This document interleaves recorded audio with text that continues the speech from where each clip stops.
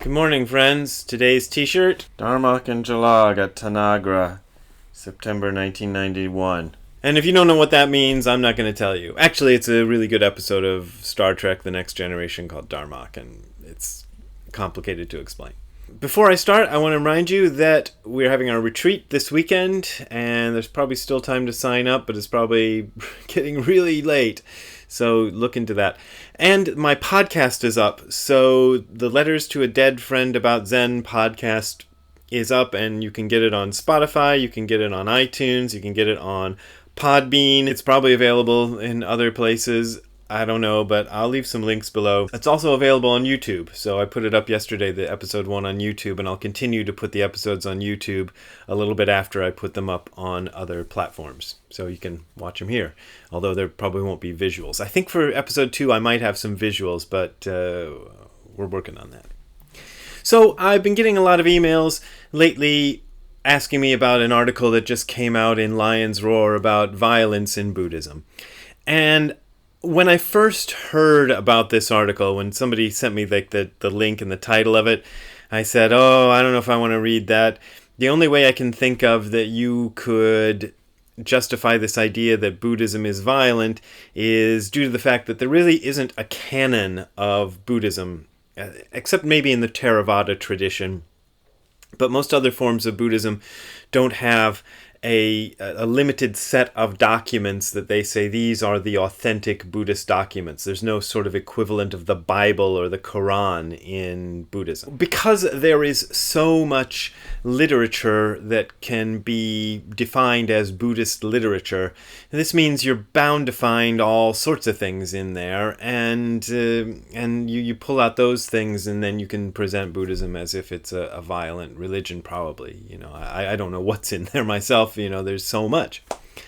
And when I read the article, that was kind of my take on what he was saying. He seemed to be kind of pulling out of everything and defining Buddhism in this very broad way that's really hard for me to understand. But he also dropped the bomb that he's dying of ALS, and I'm like, oh God, I don't want to be too hard on a guy who's dying of ALS. I don't think that's why he put that in there, but I just feel bad about sort of trashing the guy's work.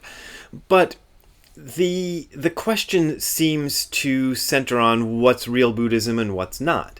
So for this writer, I honestly, after reading it 3 times, I'm still a little confused about what his stance is, so I'm probably going to state it wrong.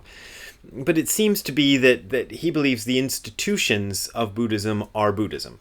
So he cites examples of institutional sexism, for example, in Thai Buddhism as examples that Buddhism is sexist. And he cites things like the instances in the Japanese Buddhism in World War II where certain Japanese Buddhists supported the war effort. And that's a shameful thing. But I also think that's been largely overstated. It did happen, and it is not a good thing that it happened. But really, when you talk about sort of religious justification on the part of Japanese people during World War II, it was pretty much Shinto justification. And that's a whole other ball of wax that we could go into, but I'm not going to go into. But the Buddhists, by the time of World War II, were heavily marginalized. There was a really strong push to make Shinto the national religion of Japan and to kind of push Buddhism out. So the Buddhists who kind of went along with the war effort, who should be ashamed for doing so, were just trying to kind of scrabble to hold on to whatever little bit of influence they still had in Japanese society. Again, not a great thing to do, but this idea that there was a Buddhist push for the war effort and for the imperialism of Japan that's not true. There was support there from certain Buddhists, but this kind of idea that it was pushed by Buddhists, no, that isn't. But the guy in the article says that he disagrees with Brian Victoria, who was the main guy who pushed this idea of the Japanese Buddhism being bad in World War II, as being wrong because Brian Victoria, says that the Japanese Buddhists who promoted the war effort were not being truly Buddhist, and this guy says no, they were being truly Buddhist. And like I say, it gets into this question of what is Buddhism and what is not. And this is difficult for me because my own upbringing in Buddhism was all conducted outside of the Buddhist institutions. So Gudo Nishijima very publicly and very clearly rejected Soto Shu, which is the large organization that kind of officiates and whatnots all of Soto Zen Buddhism in Japan. Well, not all of it, obviously, but a large portion of it. So they're a system, an orthodoxy, and an institution, a lot like the Catholic Church. Nishijima operated outside of that. So did Tim McCarthy, and Tim McCarthy continues to operate outside of that. So my whole upbringing in Buddhism is all about, like, I don't care what the big Buddhist institutions have to say about Buddhism. I'm interested, and I follow sometimes what the Soto Shu is doing, and I kind of like the translations, the sort of what they put forth as the standard English translations of certain things like the Heart Sutra and some of these things.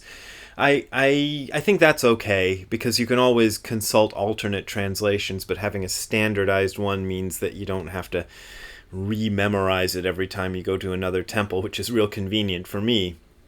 But it's not sort of doing what the Catholic Church sort of did with the Bible and say, this is the Bible, this is the way we interpret it in English, and that's the be-all and end-all. I don't think even the Soto Shu is trying to do that with their scriptures. They're just kind of giving us something that we can use in liturgy, we can use to chant with, that we don't have to rememorize, like I said.